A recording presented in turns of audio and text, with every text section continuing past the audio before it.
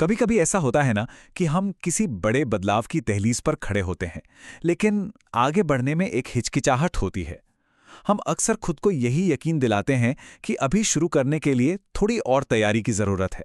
शायद कोई नया हुनर सीखना है या थोड़ा और पैसा बचाना है। और यही है पूरी तरह से तैयार होने का जाल। और पता है, यहीं से असली मुश्किल शुरू होती है। हमें लगता है कि हर आने वाली समस्या का हल हमारे पास पहले से ही होना चाहिए। हम इसे समझदारी का नाम देते हैं, लेकिन सच कहूं तो ये डर होता है जो तैयारी के नकाब के पीछे छिपा होता है। ये जो तैयारी करने की धुन है ना, ये असल में एक जाल बन जाती है।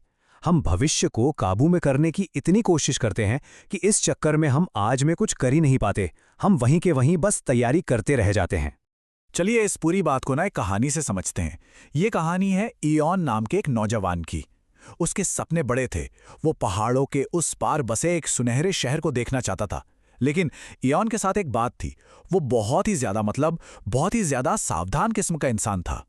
तो इयॉन ने हर मुमकिन खतरे के बारे में सोचा और पैकिंग शुरू कर दी। उसने सोचा, ठंड लगी तो एक मोटा भारी भरकम फर का कोट रख लिया। अच्छा, भूख लगी तो 10 पाउंड सूखा मांस। बारिश आ गई तो एक भारी कैनवस का टेंट।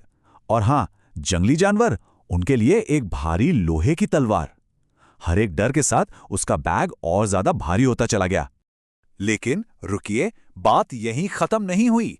उसने सोचा, कहीं गिर गया तो चलो एक मोटी रस्सी का बंडल भी रख लो। और अंधेरा, अरे हां, एक बड़ी सी लालटेन और तेल की 6 बोतलें भी तो जरूरी हैं। जब उसका बैग पूरा भर गया ना, तब जाकर उसे लगा, हां, अब मैं पूरी तरह से सेफ हूं। सब कुछ तो है मेरे पास। अगली सुबह हुई, बड़ा जोश था। जैसे ही एयॉन ने अपना वो परफेक्ट बैग उठाने की कोशिश की, वो उसे हिला तक नहीं पाया। सोचिए, जिस सुरक्षा के लिए उसने इतनी मेहनत की थी, इतना सब कुछ इकट्ठा किया था, आज वो उसी के बोझ के नीचे दबा हुआ था। और ठीक उसी वक्त वहां से एक बुजुर्ग गुजर रहे थे। उनके पास ज्यादा कुछ नहीं था, बस हाथ में एक छड़ी थी। उन्होंने एयॉन को इस हालत में देखा और उसकी इस जबरदस्त तैयारी पर सवाल करना शुरू कर दिया। सबसे पहले उन्होंने तलवार की तरफ इशारा किया। पूछा, ये किस लिए?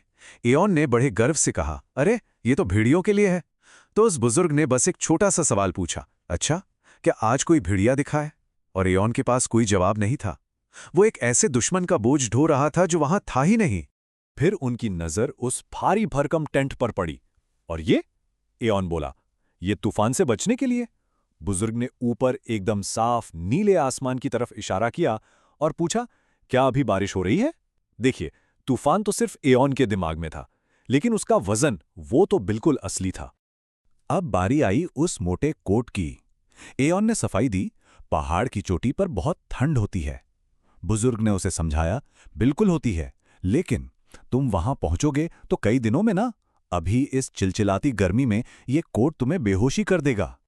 और यहीं इस कहानी का सबसे जरूरी सबक छिपा है।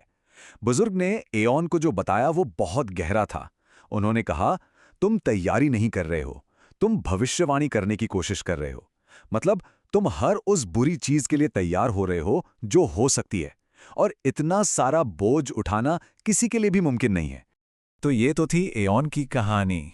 लेकिन जरा सोचिए, क्या हम सब भी कहीं ना कहीं एयॉन की तरह ही नहीं हैं? हम भी तो अपना एक ऐसा ही मानसिक बस्ता लेकर घूमते हैं। ये बस्ता भरा होता है, क्या होगा अगर वाले सवालों से। क्या होगा अगर बिजनेस फेल हो गया? क्या होगा अगर लोगों ने मुझे रिजेक्ट कर दिया? क्या होगा अगर मैंने डाइट बदली पर वजन कमी नहीं हुआ? ये सारे सवाल, ये बिल्कुल एयॉन की तलवार और टेंट जैसे ही तो हैं। उन मुसीबतों का बोझ जो अभी आई ही नहीं है। तो सवाल यह है कि इस मानसिक बोझ से छुटकारा कैसे पाया जाए? अच्छी बात यह है कि कहानी हमें इसका एक बहुत ही सिंपल लेकिन जबरदस्त तरीका भी बताती है। और वो तरीका है एक सवाल। बस एक सवाल जो सारी फालतू की चिंताओं को फिल्टर कर सकता है। जब भी कोई डर, कोई व्हाट इफ दिमाग में आए, बस एक पल रुककर अपने आप से ये सवाल पूछना है। देखिए, इसे इस्तेमाल करना बहुत आसान है।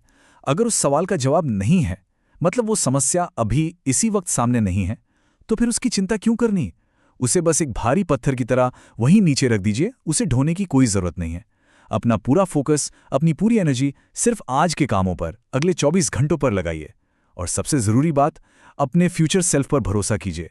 ये यकीन रखिए कि जब कल कोई मुश्किल आएगी तो कल के आप जो आज से ज़्यादा तजुर्बेकार और समझदार होंगे उससे निपट लेंगे। क्योंकि देखिए, असली तैयारी का मतलब हर चीज़ का परफेक्ट प्लान बना लेना नहीं होता। नहीं, असली तैयारी है खुद पर भरोसा, ये यकीन कि जब भी मुश्किलें आएंगी हम उनसे निपटने का कोई ना कोई रास्ता ज़रूर निकाल लेंगे। तो आखिर में बस ये एक बात याद रखनी है, सबसे डरावने राक्षस वो पहाड़ पर नहीं थे, वो तो बस हमारे उस भारी बैग में थे। वो डर, वो चिंताएं बाहर नहीं, हमारे अंदर होती हैं। वो सिर्फ वो बोझ हैं जिन्हें हम बेवजह ढो रहे हैं। तो सवाल ये है कि आज हम अपने अपने बैग से कौन सा बोझ उतारकर फेंकने वाले हैं।